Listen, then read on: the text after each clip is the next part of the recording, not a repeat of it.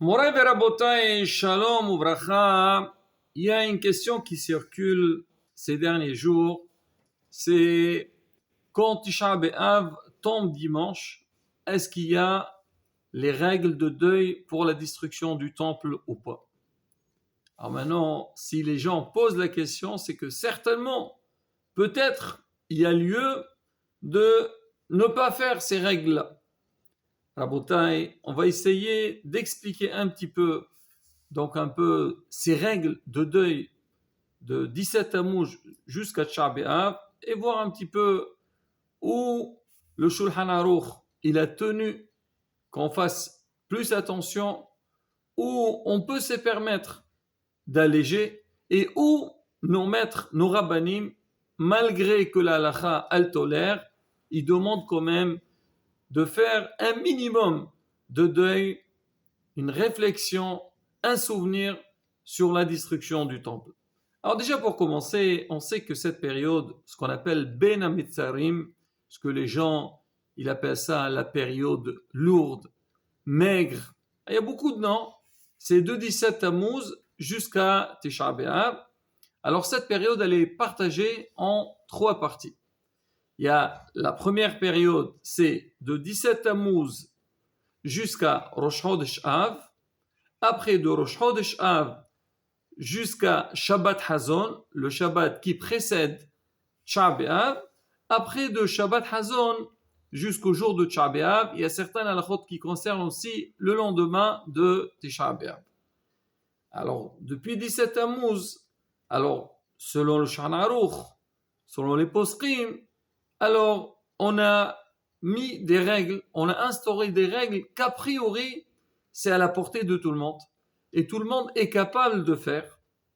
Après Rosh Chodesh, alors on intensifie un peu plus. Et la semaine de Tisha B'Av, ce qu'on appelle Shavua Shehalbo, c'est là vraiment, pratiquement, le Shulchan Aruch ou les Minhagim, ils disent que là, il faut faire ce qu'on appelle le maximum. Alors déjà, c'est quoi les règles qu'a priori, on a besoin de respecter? Il y a, par exemple, ce qu'on a expliqué le dernier cours, c'est faire Tikkun Hatzot, c'est-à-dire tous les jours, essayer de lire des passages pour pleurer la destruction de Beth Amikdash. Parce qu'en vérité, 17 Tammuz, c'est l'ennemi, il a brisé les murailles de Yerushalayim, il est entré et malheureusement, il a fait un massacre dans Yerushalayim jusqu'au jour de Tisha B'Av que le Beth Amikdash a été détruit. Alors donc on a dit on va pleurer, on va se lamenter, donc la destruction du temple. Maintenant, il y a certains, les Ashkenazim et certaines communautés, déjà depuis 17 Tammuz, ils ne se rasent plus la barbe, ils ne se coupent pas les cheveux. Alors sur ça, il y a différents minagim. Le Shulchan Aruch, par exemple, lui dit seulement Shavua Shehalbo. La semaine dans laquelle tombe Tisha B'Av, à cette semaine-là, on ne se rase pas la barbe, on ne se coupe pas les cheveux.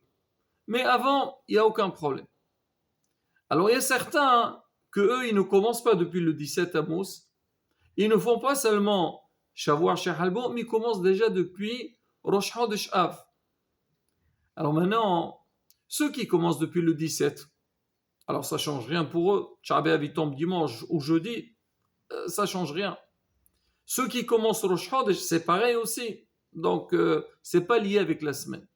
Mais ceux qui font comme le Shulchan Aruch seulement la semaine de Tisha B'Av, on ne se rase pas la barbe, alors eux, a priori, donc cette règle ne les concerne pas. Le jour de Tisha B'Av, bien sûr, on ne se rase pas la barbe, mais sinon, c'est la semaine de deuil, il n'y a pas de semaine de deuil. C'est vrai que selon le Shulchan Aruch, on peut, ça veut dire se raser la barbe jusqu'à la veille de Shabbat Hazon. Mais Rabotai, il y a beaucoup de rabbanim qui disent malgré tout, pour sentir le deuil de Tisha B'Av, ça serait bien au moins de commencer depuis Rosh Chodesh Av. Celui qui a la possibilité, même que normalement, lui, il n'a pas ce minhag de commencer depuis 17 Tammuz, si c'est possible de commencer depuis Rosh Chodesh Av. Pourquoi? Parce que malgré tout, Rabotai, il faut savoir que la destruction du temple, c'est pas rien. Déjà l'événement en lui-même, Am Israël est en galoute et jusqu'à maintenant.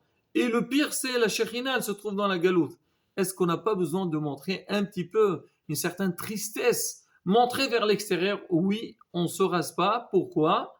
Parce que on va vers le jour de Tch'a B'Av. Moreno Arab Rabbi Mazouz, il a dit dans son shi'ur, il a dit si on réfléchit bien, on regarde la période du Umr. On sait le Umr, selon les Sfaradim, jusqu'au 34 du Umr, on ne se rase pas. Alors, le minhag de Harizal jusqu'à Shavuot. Et c'est vrai que la mort des élèves de Rabbi Akiva, c'est c'est triste, c'est un grand coup pour l'Am Israël, mais par rapport à la destruction du temple, c'est vrai, ça concerne tout le clan d'Israël. Mais malgré tout, parce que les élèves de Rabbi Akiva, alors on reste pendant 34 jours, on ne se reste pas là-bas. Maintenant, pour la destruction du temple, on ne peut pas rester une semaine sans se raser.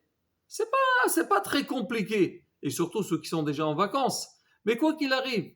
Et en plus de ça, la beauté aujourd'hui, surtout à notre époque, il y a beaucoup de gens qui laissent la barbe tout le long de l'année. Toute l'année, ils laissent la barbe. Mais la semaine de Tch'a B'Av, ils ont du mal. Ah, est-ce que je peux me raser?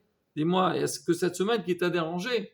Là, il dit, Moreno Arabe, et pourquoi pas? D'accord. Le Shulchan Aruch, il a dit, il n'y a pas de problème.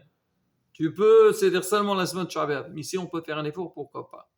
Et le Rav, il va encore plus loin que ça. Il rapporte des posrim, ils disent que même ceux qui ont du mal à respecter cette règle depuis Rosh Chodesh Av, mais au moins, il dit la veille de Shabbat Hazon, il ne faut pas se raser.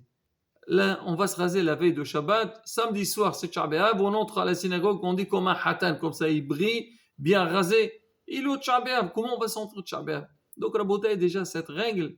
Alors, comme on dit, il y a des poids et des mesures surtout. Mais c'est important que de nous-mêmes, ça vient. D'accord, le Sha'aruch, il m'a permis, dit, il n'y a pas de problème, pas de restriction. Mais que nous-mêmes, on fait quelque chose pour sentir, ah, il fait chaud, ça me dérange un peu. Mais c'est normal. C'est normal. C'est la destruction de Beth Amikdash. Maintenant, il y a d'autres règles aussi. Ne pas manger la viande. Regardez Rabotai. Il y a certains, ils ne mangent pas la viande depuis 17 Tammuz. Mais ça, pratiquement rare ceux qui font ce minag-là. Pourquoi? Parce que c'est pas évident. C'est quelque chose, on a besoin de manger de la viande. Ça, on ne mange pas de la viande pour se faire plaisir, mais même pour faire des repas, quoi, poisson tout le temps. Alors, on a besoin. Ah, parce que je mange de la viande, moi, Hashalom, j'oublie le Beth Amikdash. D'accord, comme on a dit, il faut sentir le Beth Amikdash. Mais, Hachamim, ils ont compris. Il dit, bon, ça, c'est bon. À partir de Rosh Chodesh, c'est normal. Une petite semaine. On fait si on voit un peu des poils et la chôte de Tch'a B'Av, c'est comme leur alléno, quelqu'un qui est dans la semaine de deuil. Alors, on voit qu'il y a beaucoup de choses. Il est respecté. C'est vrai, quand quelqu'un est en deuil, il bouge pas de la maison. Là, il est à l'extérieur. C'est un peu différent. Mais un peu pour comprendre que ce deuil qu'on fait pour la destruction du temple, il a un sens. Il y a aussi autre chose. Il y a par exemple, ne pas se changer les habits la semaine, donc pendant cette période-là. C'est vrai que selon le Shulchan Aruch, il dit seulement Shavua Shehalbo, donc depuis Shabbat Hazon jusqu'à la fin de Tch'a B'Av. Alors, selon les Ashkenazim et certaines communautés, c'est depuis Rosh Chodesh Av. Mais sur ça aussi, Rabotai, on a donné une solution. Ça veut dire, maintenant nous on n'est pas encore à Rosh Chodesh Av, si moi j'ai envie donc de ne pas porter des habits que je n'ai pas portés avant, c'est-à-dire on les a lavés, ils sont dans la main, on ne les a pas portés. On a une possibilité. On nous dit, si tu veux la semaine avant Rosh Chodesh, tous les soirs, tu rentres chez toi à la maison, tu prends une douche, alors tu mets des habits, tout ce que tu veux, tu les gardes sur toi une demi-heure, 1 heure de temps, après tu les enlèves et tu les mets de côté. La semaine de Tch'a B'Av, quand tu vas les porter, on considère que tu as mis des habits qui sont déjà portés. Ça aussi, la bouteille, c'est à la portée de tout le monde. C'est vrai si c'est compliqué, on a oublié, on n'a pas fait. Selon le Sha'aruch, il n'y a pas de problème. Selon la communauté d'Ashkenazim et certaines communautés, non. Mais la bouteille, faire un effort. Oui, moi je rentre à la maison, je prends une douche et je vais mettre donc des habits et je les mets de côté pour la semaine de Tch'a B'Av. Il est où le mal? Je suis tranquille à la maison. Et alors, mais Sha'aruch, il permet. D'accord, il permet. Mais si je fais un effort, c'est pas la fin du monde. Et alors? Et ça, la beauté, encore une fois. Et surtout quand les enfants, ils voient ça. Ils voient comment les parents, voilà, on prépare les habits pour la semaine de Tch'a B'Av. Hazve Shalom, on ne va pas être avec des habits sales ou Hazve Shalom avec la transpiration. Mais au moins, on a fait un effort pour ça. Et là, Rabotai, c'est là qu'on va commencer à voir vraiment le vrai goût et le vrai sens de la semaine de Tchar B'Av. Et ne pas dire, ah, ça y est, Shabbat, Shahalbo, il n'y a pas, je fais rien du tout. Et moi, quand j'entends un petit peu, c'est un peu les gens qui parlent comme ça me rappelle une histoire. Il y avait quelqu'un une fois, sa mère a dit, écoute, va faire la prière. Il voulait manger le matin, il dit, non, tu vas pas prier, moi je te donne pas à manger. Avant, c'est comme ça, les mères. Alors, tu rentres, allez, montre-moi, mon fils, que tu as mis les tefilines.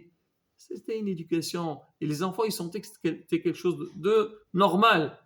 C'est pas une pression. Aujourd'hui, quand tu dis à quelqu'un, tu lui fais un petit reproche, oh, s'il y a trop de pression, on n'arrive pas. Pourquoi? Qu'est-ce qu'il y a? Il faut faire ce qu'il faut faire. Alors l'enfant, il est parti à la synagogue, il a trouvé la synagogue fermée. Il dit, ah, Baruch Hashem, la synagogue elle est fermée, donc je suis dispensé. On dit en arabe, voilà, moi je voulais faire un effort, maintenant elle est fermée, je suis dispensé de la prière. Et alors c'est fermé, tu ne dois pas prier. Au contraire, va voir s'il y a une autre synagogue qui est ouverte. Sinon, prie à la maison. Et ça pour dire, on n'est pas dispensé de tout ça. Et comme on l'a expliqué, quand il voit ça, il s'efforce, ils font les efforts nécessaires pour respecter cette période-là, on aura les Goulash Lema. Pareil aussi au niveau de la musique. Ne pas écouter depuis 17 Tammuz. Ah, c'est difficile. Quand il s'agit dans un commerce et tout, bon, c'est un peu différent.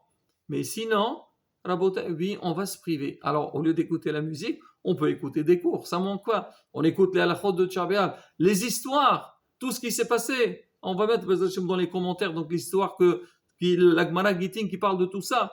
Et oui, il faut entendre, il faut savoir ce qui s'est passé. Quand on a bataille, on fait attention, on prête attention à tout ça, on verra que c'est pas compliqué. Qu'on puisse respecter cette période correctement et qu'on aura la Géoula Shlema de Merabe Ameno. Amen. Ken Yeherason.